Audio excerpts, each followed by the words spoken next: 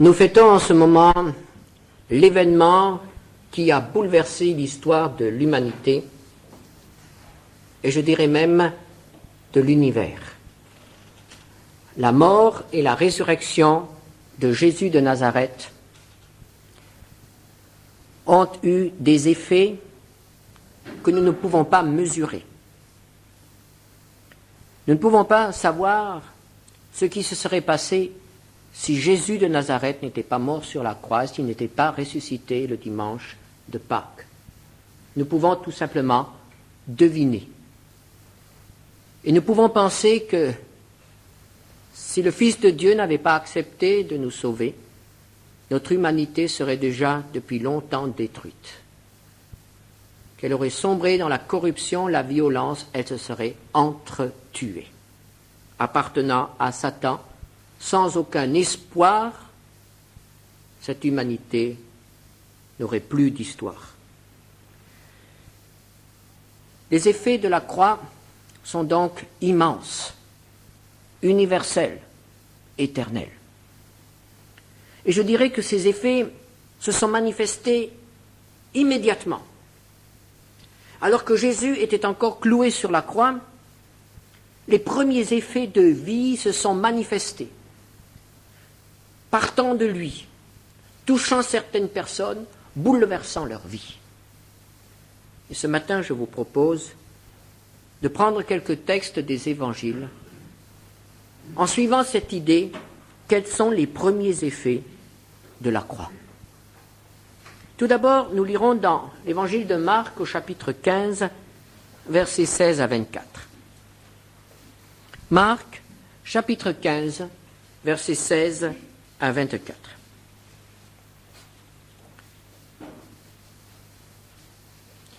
Les soldats conduisirent Jésus dans l'intérieur de la cour, c'est-à-dire dans le prétoire, et ils assemblèrent toute la cohorte. Ils le revêtirent de pourpre et posèrent sur sa tête une couronne d'épines qu'ils avaient tressée. Puis ils se mirent à le saluer. « Salut, roi des Juifs !»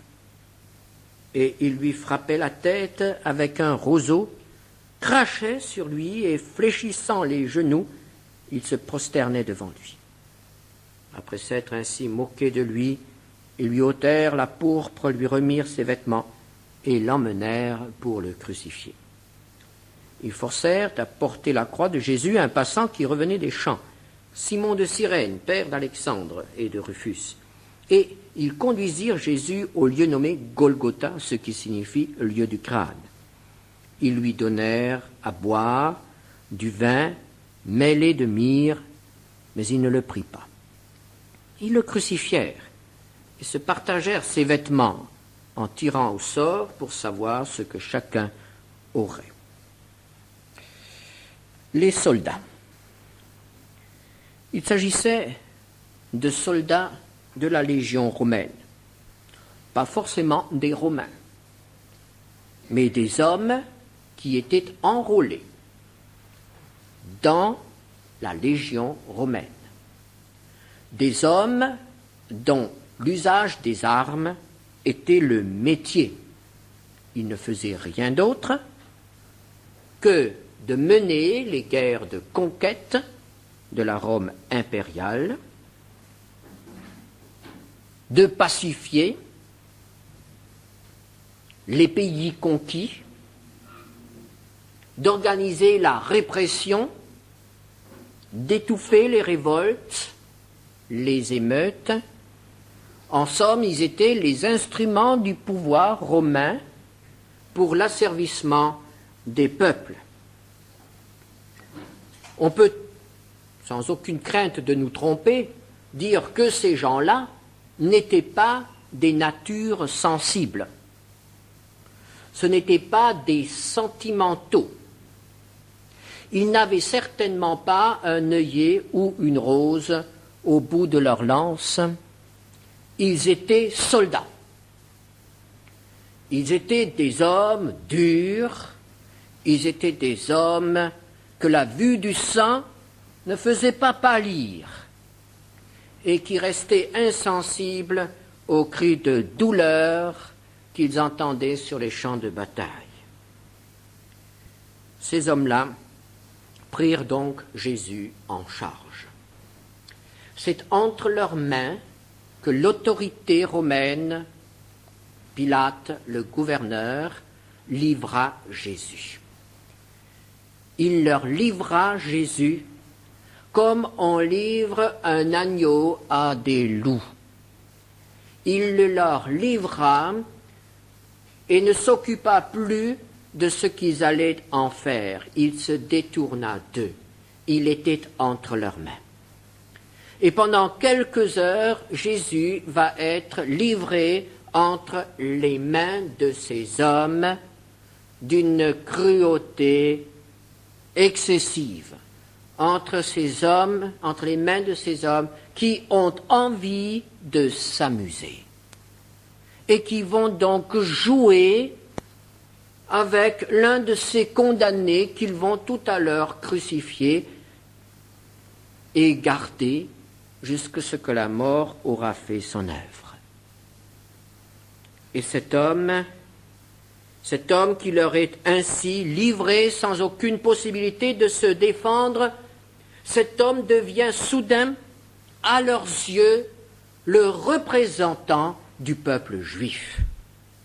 Or, nous voyons dans les évangiles que les Juifs et les Romains n'avaient pas de bonnes relations. Les Juifs ne manquaient pas une occasion de se révolter contre les Romains, de créer de l'insécurité dans le pays. Les Juifs méprisaient les Romains et les Romains le leur rendaient bien. Pour un soldat romain, pour un gouverneur romain, pour un fonctionnaire de l'empereur, être affecté à la Palestine n'était pas une bonne affectation. On n'aimait pas cette région-là. On préférait d'autres régions qui étaient pacifiées depuis longtemps, où il n'y avait pas de risque, où l'on pouvait aussi s'enrichir. Mais en Palestine, c'était le combat, c'était l'hostilité constante, c'était le conflit. Et il y avait une réelle haine dans les cœurs. Les Juifs haïssaient les Romains et les Romains haïssaient les Juifs. Ah, quelle aubaine! Quelle aubaine de pouvoir, une fois, prendre un Juif et s'amuser à ses dépens. Oh, il y en avait bien d'autres qui défilaient entre leurs mains. Mais il s'agissait là de rebelles, il s'agissait de criminels, il s'agissait de condamnés politiques ou de droit commun. Mais ce Jésus, soudain, leur parut un homme tout à fait différent. Et ils décidèrent de jouer le jeu. Il est roi des Juifs. Il a dit qu'il est roi. Eh bien, on va s'amuser à faire de lui un roi. Et on en fera le roi de cette nation si fière, si orgueilleuse, cette nation qui ne veut pas se plier à notre joug. Et par lui, on veut humilier toute la nation. Et c'est en quelque sorte dans la personne de Jésus que les Romains vont maintenant assouvir toute leur haine pour l'ensemble du peuple juif. Salut, roi des Juifs. Et la couronne a été tressée, et la couronne a été enfoncée, et certainement pas simplement déposée, mais enfoncée. Et quand on sait comment sont ces branches d'épines avec des épines aussi longues que mon doigt, quand on sait comment ces choses peuvent être tressées et comment cela peut déchirer le cuir chevelu, le front, on peut très bien s'imaginer les souffrances de Jésus revêtu de cette couronne d'épines. Puis on l'a dépouillé de ses vêtements et on a simplement jeté sur son dos, qui était déjà lacéré par les coups de fouet des Romains, un dos ensanglanté, une poitrine ensanglantée. On a jeté le manteau pourpre de la royauté et on s'est agenouillé devant lui, on l'a salué, on l'a couvert de crachats, on s'est moqué de lui. Après s'être ainsi amusé pendant un certain temps, on a pris Jésus et on l'a conduit au lieu du supplice. Et c'est la marche à travers les rues de Jérusalem. Une marche lente, une marche qui doit se frayer le chemin à travers la foule qui se réunit, qui se rassemble à mesure que le cortège progresse. Et il y a là dans la foule des femmes qui pleurent. Elles reconnaissent Jésus. Elles reconnaissent qu'il s'agit d'un innocent. Ce n'est pas un criminel qui va être crucifié. Non, c'est un innocent. Peut-être telle mère reconnaît celui qui a guéri son enfant. Peut-être tel infirme reconnaît celui qui l'a guéri. Tel autre reconnaît celui qui l'a aidé. Et progressivement, les lamentations, les cris, les larmes commencent à se faire voir et à s'entendre. C'est tout un cortège qui traverse Jérusalem et nous arrivons enfin au lieu de la crucifixion, cette petite colline. Un bois est déjà préparé, un bois est déjà dressé, et le bois que Jésus portait, c'est le bois transversal. On couche Jésus par terre, on prend ses deux bras et il faut maintenant les clouer sur cette poutre, et quand il sera cloué, on le prendra et on ira le hisser et le poser sur le bois qui attend. La croix, ce n'était pas une croix comme ça, c'était une croix que l'on posait dessus. Comment cela va-t-il se faire? Sans aucun égard. Jésus est jeté à terre. Son bras est pris. Il est maintenu. Et le clou est enfoncé à grands coups de marteau. Qu'importe la souffrance, qu'importe la place, pourvu que ça tienne.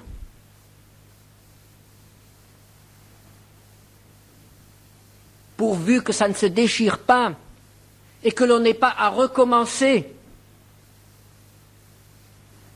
Oh, ils connaissaient leur travail. Ce n'était pas la première crucifixion. On crucifiait les gens facilement à cette époque-là, et il y avait probablement chaque semaine des exécutions de ce genre. Ils avaient l'habitude. Ils crucifiaient des grands et des petits, des hommes qui se débattaient de toute leur force, des hommes qui les insultaient, des hommes qui leur crachaient au visage, des hommes qui imploraient la pitié, des hommes qui clamaient leur innocence, des hommes qui blasphémaient, des hommes qui mouraient en les maudissant.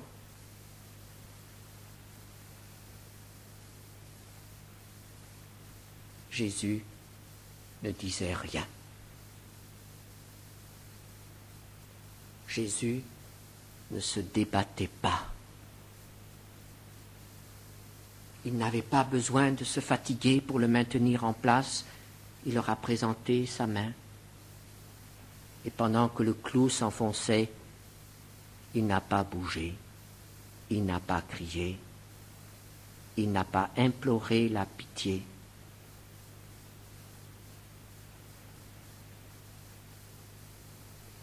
Puis ils ont dressé le bois.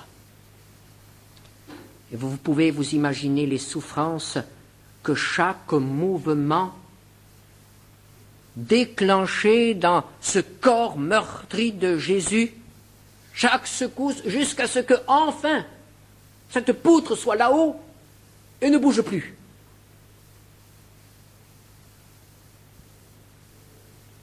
Ne pensons pas qu'ils l'ont fait lentement, avec précaution, pour ne pas faire mal. Oh non, il s'agissait d'un travail. Le plus vite ce sera fini, et mieux cela vaudra. Jésus n'était pas le seul, il y en avait encore deux autres. Et ce genre de travail n'est pas agréable, autant qu'on en finisse le plus vite possible. avant de le crucifier, ils lui ont arraché ses vêtements. C'était leur droit. Les bourreaux avaient droit de prendre tout ce que le condamné avait sur lui au moment de la crucifixion. Jean 19 nous dit, à partir du verset 23, « Les soldats, après avoir crucifié Jésus, prirent ses vêtements et ils en firent 4 parts, une part pour chaque soldat.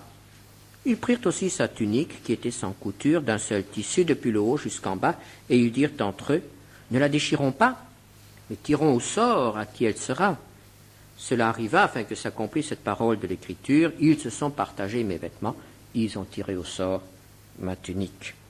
C'était leur droit. C'était en quelque sorte le pourboire, la prime qui leur était accordée pour ce travail, ce sale travail.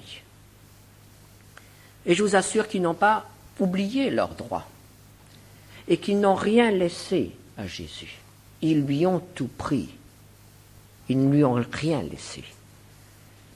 Et ils se sont soigneusement partagés ses dépouilles, ses habits, ainsi que les habits des autres, puisque tout leur revenait. Et ils savaient très bien où était leur intérêt. Ils se sont même livrés à un petit marchandage. La tunique a beaucoup de valeur, on ne peut pas vraiment la partager, ce serait dommage de la partager. Alors est-ce qu'il y a une solution ? Est-ce qu'on va la couper en morceaux ? Non. Tirons au sort. Et celui qui l'aura, eh bien, ce sera le favorisé de la journée. Toutes ces tractations, alors qu'autour d'eux, 3 hommes meurent sur la croix. Mais ils ne s'en occupent pas. Le travail est fait. Ils sont là-haut. Nous les gardons. Tout est terminé pour nous. Payons-nous. Et puis, comme le temps passe, et qu'ils ne peuvent pas quitter le lieu de l'exécution avant la mort des condamnés, alors on s'ennuie. Que fait-on lorsqu'on s'ennuie ? Eh bien, on fait des plaisanteries. Luc 23, versets 36 à 37. Les soldats aussi se moquaient de lui, s'approchant, lui présentant du vinaigre. Il disait, « Si tu es le roi des Juifs, sauve-toi toi-même. » Et Jean, lorsqu'il écrit son évangile, termine cette partie du récit de la crucifixion au chapitre 19, verset 24 à la fin. « Voilà ce que firent les soldats. » Voilà ce que firent les soldats. Un travail de bourreau. Et que fait Jésus ? Comme je l'ai déjà dit, il ne leur complique pas la tâche. Il collabore. Il ne s'est pas débattu. Il a présenté ses mains. Il ne les a pas insultés.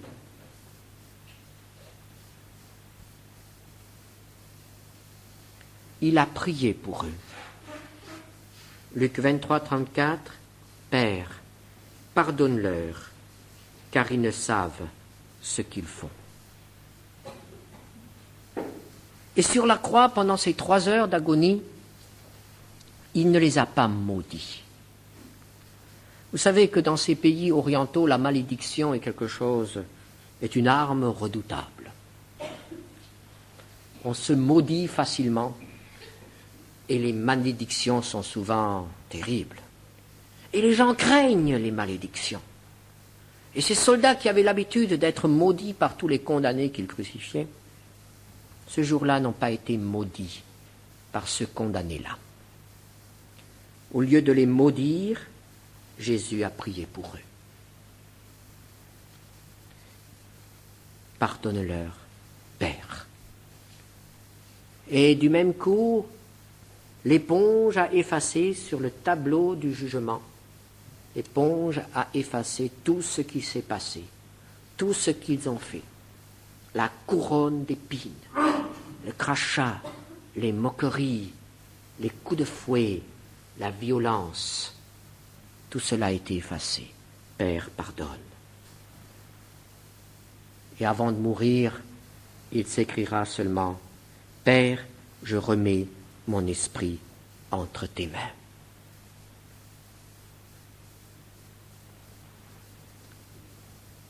Il y avait là le chef du peloton d'exécution, l'officier. Il était là et il regardait. Et il a réalisé à quel point Jésus était un condamné différent. Il n'a pas entendu de plainte, il n'a pas entendu de protestation d'innocence, il n'a pas entendu de malédiction. Il a vu comment Jésus s'est occupé de ceux qui étaient autour d'eux. Il a été, comme le dit le prophète Ésaïe, l'agneau que l'on mène à la boucherie. Il n'a point ouvert la bouche. Et soudain, cet homme, qui était un païen, cet homme qui était un Romain, qui était un ennemi des Juifs, qui méprisait les Juifs, soudain cet homme s'écria dans Marc 15, verset 39, « Assurément, cet homme était fils de Dieu. » L'un des premiers effets de la croix, de la mort de Jésus, a été d'ouvrir les yeux du chef du peloton d'exécution qui a reconnu que Jésus n'était pas un homme comme les autres. À côté de Jésus se trouvaient deux autres croix, deux brigands. Et la parole de Dieu nous parle de ces deux hommes. La parole de Dieu nous dit que tout d'abord, ils se sont tous les deux moqués de Jésus. Dans l'évangile de Marc, au chapitre 15, verset 32, nous lisons que les sacrificateurs se moquaient de Jésus et disaient « Que le Christ, le roi d'Israël, descende maintenant de la croix afin que nous voyions et que nous croyions. » Ceux qui étaient crucifiés avec lui l'insultaient aussi. Eux mouraient parce qu'ils avaient tué. C'étaient des condamnés à mort. On avait profité d'une exécution pour tuer aussi, pour exécuter aussi ces deux hommes, puisqu'il fallait faire mourir Jésus encore aujourd'hui. Ce jour-là, on en a profité pour en prendre deux avec. Ça vide les prisons. Et puis, il ne faut pas plus de personnel pour surveiller 3 crucifiés qu'un. On savait déjà rationaliser le travail à ce moment-là. On faisait des choses ensemble. Donc voilà ces deux hommes qui sont crucifiés à côté de Jésus. C'étaient des hommes durs. Ils avaient des crimes sur leur conscience. C'était la fin. Ils allaient mourir. Et on voit à quel point le cœur de l'homme est dur. Alors qu'ils sont là, qu'ils souffrent, ils savent que dans quelques heures ce sera terminé. Ils trouvent encore le courage de rire aux dépens de Jésus. Parce qu'ils reconnaissent qu'il n'est pas l'un des leurs. Oh, si cela avait été un bandit comme eux, ils ne se seraient pas moqués de lui. Mais ils reconnaissent qu'il est différent. Et ils se moquent de lui.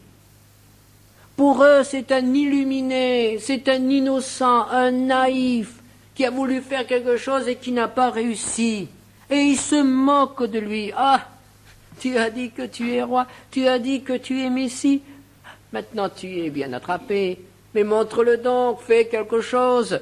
Et si tu réussis, ne nous oublie pas, parce que nous, on aimerait bien partir aussi. Des moqueries, les moqueries d'un mourant. Il y a malheureusement des hommes et des femmes qui encore aujourd'hui meurent en se moquant de Dieu. Il n'y a rien de plus terrible que d'être animé de cet esprit de moquerie qui est capable de rire, qui est capable de plaisanter, même dans les moments les plus sacrés, les plus sérieux de la vie, un esprit de moquerie qui ne recule pas devant la parole de Dieu, devant la sainteté de Dieu. Et nous assistons actuellement à un déferlement de cette moquerie contre Jésus. On est en train, dans les chansons, à la télévision, dans les films, dans les pièces de théâtre, dans des représentations de toutes sortes, on est en train de glisser de plus en plus dans la moquerie contre le nom de celui qui est mort pour nous. Et on est en train de salir le nom de Jésus. Et cette moquerie-là, frères et sœurs, nous ne pouvons pas, nous ne devons pas nous y associer. Ce sont des blasphèmes. Et lorsqu'en notre présence, on se moque de Jésus, il y va de notre honneur, il y va de notre témoignage que nous remettions les choses en place. Comme nous n'acceptons pas que l'on se moque de quelqu'un que nous aimons, nous n'avons pas le droit d'accepter que l'on se moque de celui que nous aimons le plus, notre Seigneur Jésus-Christ. Les brigands se moquaient de Jésus sur la croix. Et voici que soudain l'un des deux se tait.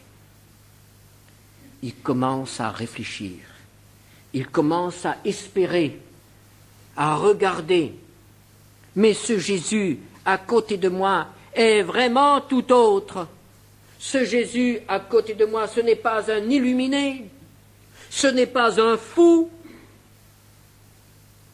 Qu'est-ce que j'entends? Il prie. Qu'est-ce que j'entends? Il s'occupe de sa mère, il s'occupe de son disciple. Et s'il s'occupait aussi de moi? Et que dit-on de lui? Il a sauvé les autres. Il a ressuscité des morts. Il a ouvert les yeux à des aveugles.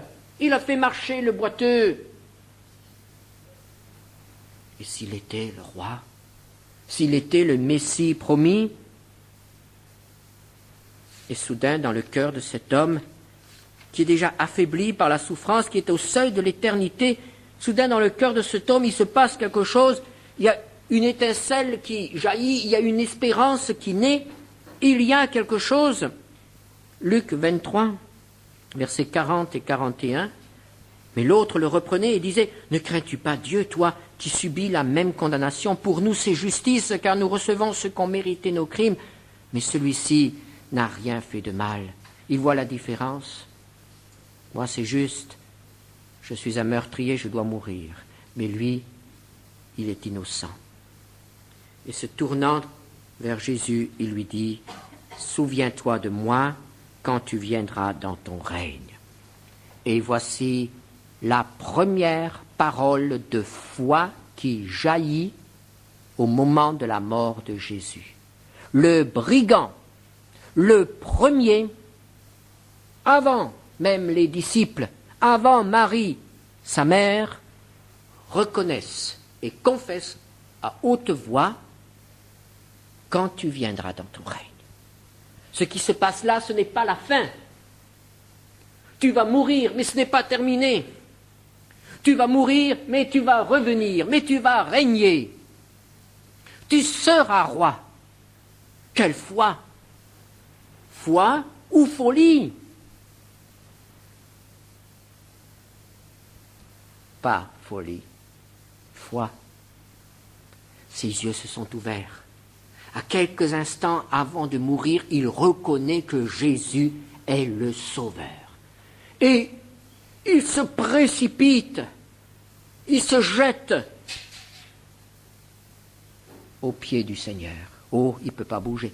Mais dans son cœur, souviens-toi de moi, je veux y avoir ma part. Et il ne cherche rien sur cette terre. Il ne lui dit pas, fais-moi descendre de la croix. Non. Il dit, quand tu viendras dans ton règne. Et il ajoute, et le Seigneur soudain lui dit, je te le dis en vérité, aujourd'hui tu seras avec moi dans le paradis. Cet homme peut mourir en paix, il sait où il va. Et je prendrai un troisième homme. Il s'agit de Joseph d'Arimathée. Matthieu 27, verset 57. Le soir étant venu, arriva un homme riche d'Arimathée nommé Joseph, lequel était aussi disciple de Jésus. Mais il nous dit qu'il était disciple en secret, par crainte des Juifs. Cet homme était aussi un conseiller, membre de la Cour suprême. Dans Marc 15, verset 43, Joseph d'Arimathée, conseiller de distinction qui lui-même attendait le royaume. Luc nous dit qu'il s'agissait d'un homme droit. Luc 23, 50 à 51. Il y avait un conseiller nommé Joseph, homme bon et juste, qui n'avait point participé à la décision et aux actes des autres. Il était d'Arimathée, ville des Juifs, et il attendait le royaume de Dieu. Et Jean précise dans Jean 19, 38, Joseph d'Arimathée, qui était disciple de Jésus, mais en secret par crainte des Juifs. Pourquoi cette crainte? Étant un homme riche, étant un membre du conseil du Sanhédrin, il ne pouvait pas montrer son amitié pour Jésus parce que les chefs avaient dit quiconque reconnaît Jésus comme sauveur, comme Messie, sera exclu des synagogues, sera exclu du Sanhédrin. Alors pendant tout le ministère de Jésus, Joseph avait caché dans son cœur sa foi en lui. C'était un homme qui cachait sa foi. C'était un homme qui ne rendait pas témoignage. Il avait peur. Il avait peur de se mettre du côté de Jésus. Et voici qu'il est devant la croix. Et soudain, une profonde transformation s'opère en lui. La peur disparaît. Qu'importe les conséquences, il va prendre parti pour se crucifier.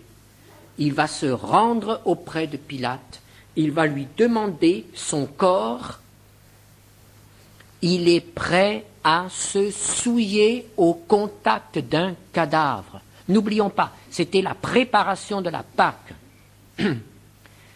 Les Juifs ne voulaient même pas entrer dans le prétoire, dans la maison de Pilate, de peur de se souiller. Joseph d'Arimathée est prêt à faire pour Jésus ce qui était seulement possible de faire pour un proche parent, un père, une mère, prendre un cadavre et l'ensevelir. Et cela lui interdisait pendant plusieurs jours toute pratique religieuse. Il ne pouvait donc plus célébrer la Pâque. Il a été prêt à faire cela, à considérer Jésus comme un de ses plus proches parents, à se souiller pour lui. En réalité, il ne s'est pas souillé. En réalité, il a été lavé, il a été sauvé. En réalité, il a pris position pour son Seigneur. On aurait pu dire, c'est trop tard maintenant, il fallait prendre position avant. Maintenant, il est mort. Oh non, ce n'était pas trop tard. Pour Jésus, ce n'était pas trop tard. Cela ne faisait que commencer. Un homme nouveau. Nous avons ainsi les premiers effets de la croix. Et vous remarquerez que ce sont des effets de vie. Un officier qui soudain reconnaît que Jésus n'est pas un homme comme les autres, il est fils de Dieu. Un criminel qui meurt et qui, à la dernière minute, se place du côté de Jésus. Et Joseph d'Arimathée, qui abandonne toute peur et qui a le courage de confesser qu'il est disciple de Jésus. C'est le début de cette source de vie qui a commencé à couler ce jour-là au pied de la croix et qui coule à travers les siècles jusqu'à nous aujourd'hui et dans le monde entier. Et qui que nous soyons, où que nous soyons, quel que soit notre péché, quel que soit notre passé, quelle que soit la situation dans laquelle nous nous trouvons, même si elle semble à premier abord désespérée, même si nous avons déjà prononcé le mot trop tard pour telle ou telle situation, devant la croix, il n'est pas encore trop tard. Devant la croix, il est possible de changer, il est possible de trouver la paix, le pardon, la vie. C'est maintenant le moment. Les effets de la croix, les effets de vie de la mort de Jésus. Prions ensemble. Seigneur notre Dieu, nous te rendons grâce pour cette croix qui a été dressée, pour cette croix qui est la source de la vie. Seigneur, nous voulons nous plonger dans cette source. Et s'il y a ce matin parmi nous quelqu'un qui dit « mais moi aussi je suis là devant cette croix, mais moi aussi je veux avoir part à cette croix. J'ai besoin de pardon, j'ai besoin de salut, j'ai besoin de recommencer une vie nouvelle. » Alors Seigneur, nous savons que tu réponds. Il n'est pas encore trop tard, c'est encore